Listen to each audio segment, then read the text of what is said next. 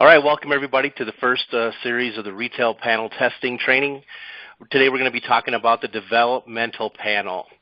This is Christian with Advantage Medical Testing.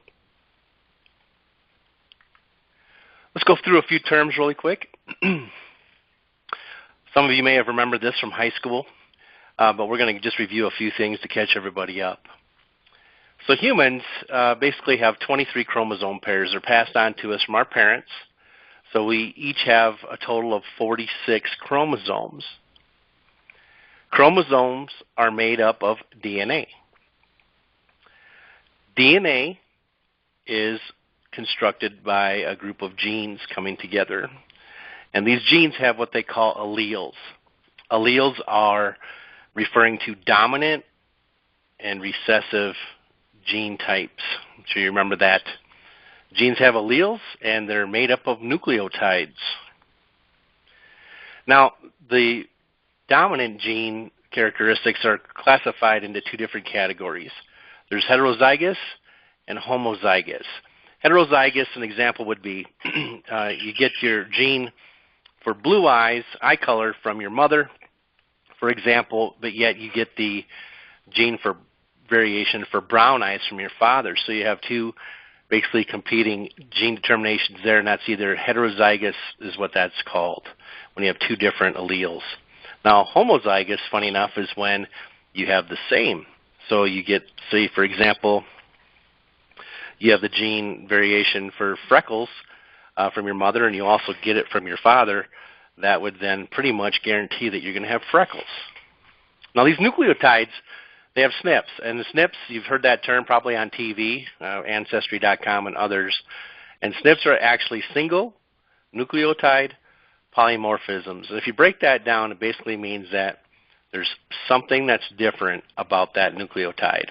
So that's what these tests focus on studying, is these SNPs and the alleles. Now we focus on and study the variations in these genes.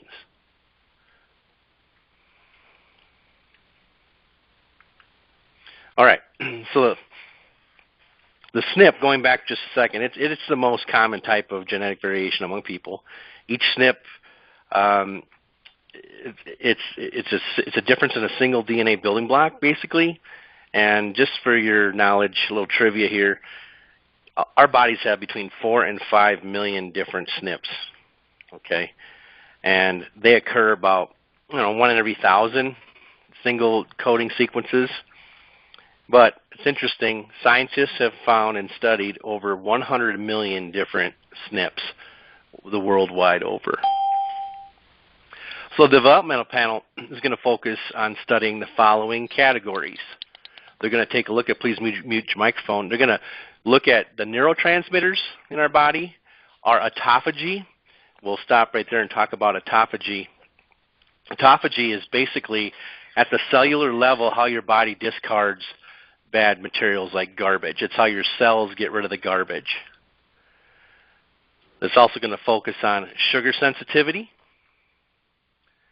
methylation, which is essentially how your body absorbs nutrients, vitamins, and minerals.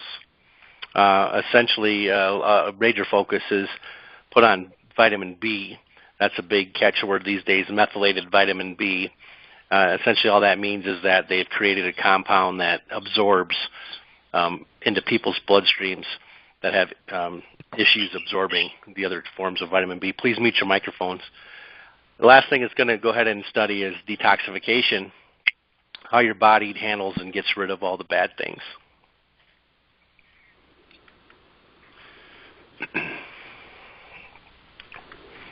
So who needs this panel? Essentially on the field, you're going to be looking at opportunities other than the no-cost test. So when you come upon people that are not of the Medicare age, you may run into a parent, and they may tell you that their child has autism or one of these other situations, issues here.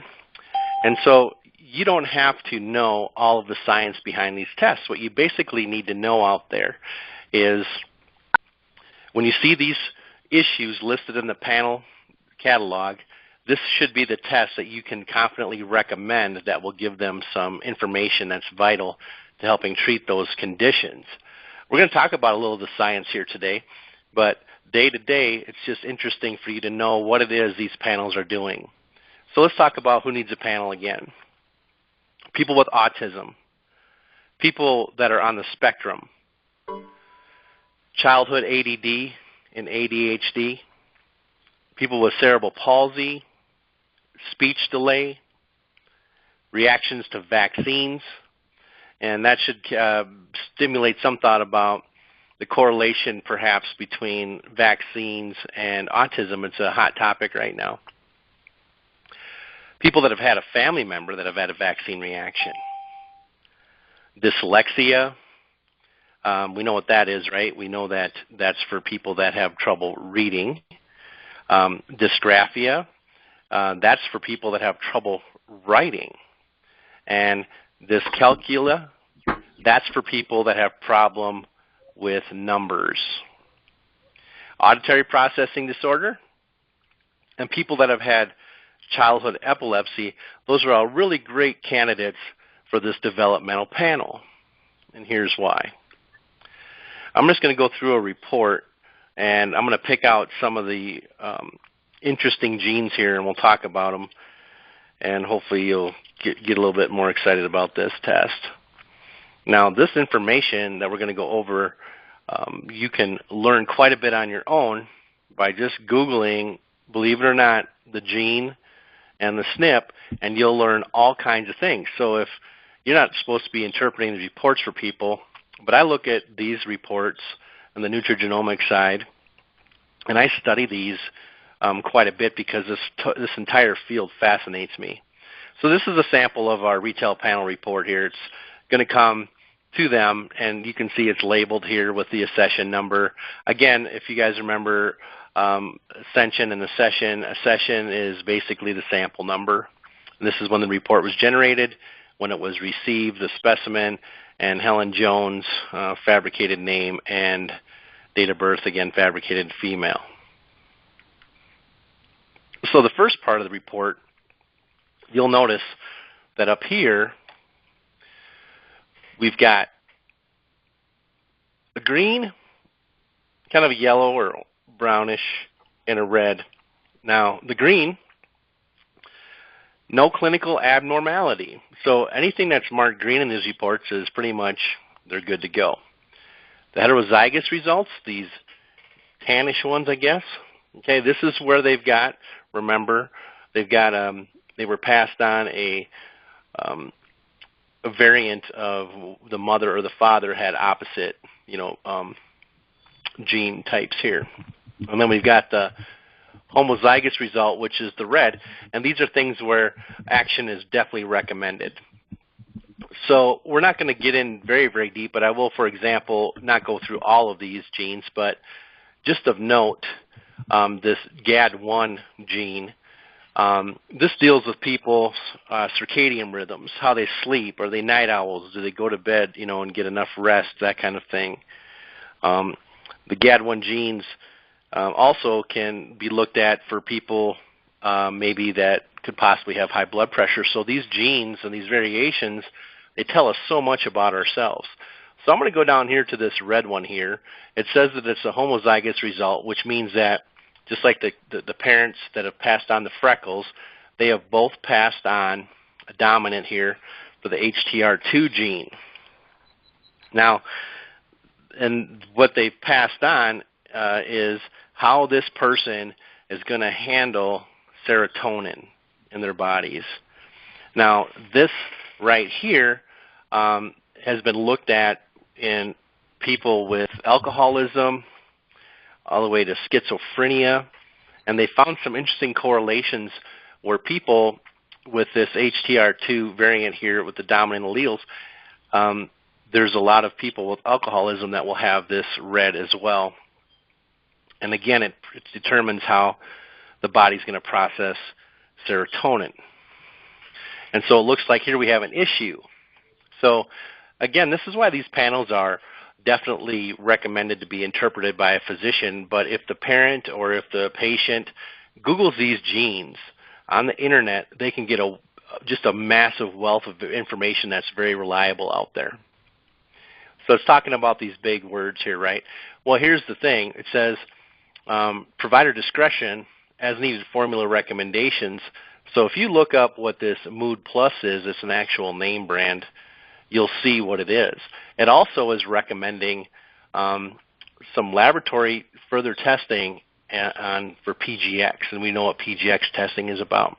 The reason why you'll see this on this type of test is because as we go through it, this report, we're going to see that they actually are recommending several new drugs in the regimen of treatment here. And so they want to make sure then that they also recommend to get some PGX testing to make sure that these drugs will absorb properly. And I'll show you exactly why this person is being recommended to get the PGX test in just a second. It's also saying up here that even though this isn't a red, they recommend full focus. And also, again, with the PGX testing. So you'll see that that's a common recommendation whenever they're recommending additional medications. All right, so the second page here, again, we've got this a red here. We're going to focus on that, those reds in the report, unless there's a recommendation in the tans. This is the IL-5 gene, also very close to the IL-6 gene. Now, the IL-5 gene actually it correlates to the interleukins. Now, that doesn't mean anything, really. It's a big word. But know this. I'm sure you've heard this. B cells. And what interleukins do is they stimulate the growth of B cells. And if you don't know what B cells are, basically, B cells, as they get older, turn into plasma. And before they turn into plasma, though, some of them go off and start making antibodies. And we know what antibodies do in our bodies. They fight disease. And they also make our memories better. So B cells can go off and become plasma, or they can go off and become memory cells in our brains. But it's very important. Without these proper production of interleukins, we will have a hard time fighting off diseases, and we may even get a lot of inflammation in our bodies, as you can see here. So some of the recommended highly recommended therapeutic treatments are, look at that, CBD oil. Now, again, when they recommend CBD oil, it's always a good idea to talk about making sure that they have the right CBD oil, and that's another panel. Also, a low dose of naltrexone. So you guys feel free to look these up if you want during the training and see if you want to find some cool things. Look up that IL-5 and IL-6 genes. It's pretty cool. Also, here's a lifestyle recommendation now. It's actually recommended that they consider a low inflammatory diet. And here's another lab recommendation. Look at all these panels that they're recommending here. They are, because of these interleukin low production, it also leaves somebody very susceptible to food allergies. And also it looks at this environmental allergy testing, because this whole B cell thing is so huge in the fact that it will it'll help tell us if we can fight off some of these things that are getting spread around, flus, and also from our environment, some of these toxins. We'll talk about that too. But this person is also susceptible to food allergies. And it also looks like they want them to, check their thyroid regularly as well. All right. Here's some more red ones. All right, so I'm not going to go through all of these ATG genes, but I will tell you that all of these ATG genes, it's kind of funny how they name these. It's almost like an acronym. ATG genes are relating to the autophagy genes. So we have an autophagy panel, and again, we talked about that. Autophagy is how your cells dispose of the waste. So these genes are talking about that directly. How are our bodies disposing of this garbage? Also, it directly correlates with detoxification, not just at the cellular level, but getting rid of the bad stuff in our body. And as you can see, it's all related. This person here has susceptibility to inflammation. Part of that inflammation can be caused because they can't get rid of the bad things that they're consuming in their diet properly. And even at the cellular level, they may not be getting rid of those cellular items, those garbage things that comes out of our cells. So here's kind of some of the recommendations. Okay, it looks like it's going to recommend a metabolic stimulator. Now, why would they want to do that? Well, they want to try to see if we speed up this person's metabolism, maybe they'll be able to process this food and get rid of the bad stuff, that kind of thing. Now, we also have some lifestyle recommendations. Interesting enough, they're saying they recommend that some fasting here, 12 to 15-hour fasting periods, and reducing the caloric intake. Again, if you have problems absorbing food, then you're going to have problems getting rid of the food as well.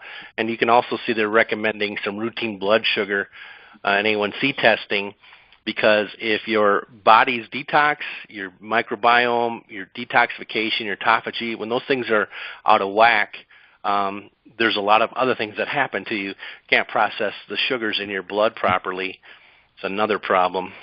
Okay, all together. Now look, you can see that we have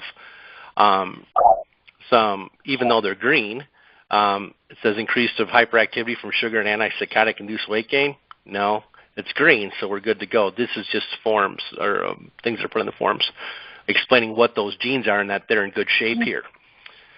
Down here, we've got, though, some detoxification issues with the CTH gene. Even though it's not a red, it's something to look at. And so they even recommend some name brand prescriptions here. Now, even though this is not the homozygous allele here, they are still saying, hey, it's a good idea, and it's a good idea for everybody, obviously, to avoid herbicide and pesticides. That's going to be very important here in just a second, but know that there's other genes that are also affected. And then we've got down here this GSTM3 gene. And the GSTM3 gene actually deals exactly with that, with how our body handles toxins and carcinogens. And I'm sure you all know where we're going with this one. This is also a good indicator that if they don't correct these lifestyle recommended activities, that they could be susceptible to some cancer here. So even though this is a developmental panel, it talks about diet, it talks about lifestyle, it talks about drug absorption, it talks about recommended activities, and it also says down here, consider extended or IV glutathione treatments and pre-anesthesia glutathione treatment, herbicide and pesticide avoidance. So that's huge. So basically, this developmental panel has really given this patient some good ideas on how to actually change their activities, what they should be bringing in their body, and also what kind of therapeutic recommendations that they may be receiving from their doctor.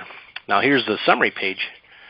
If somebody doesn't want to do all that, what we just did, they can go back to the summary page, and this is what they could consider, then maybe showing this panel. Of course, we recommend it highly to their doctor. And it's saying that these are actual recommendations, right?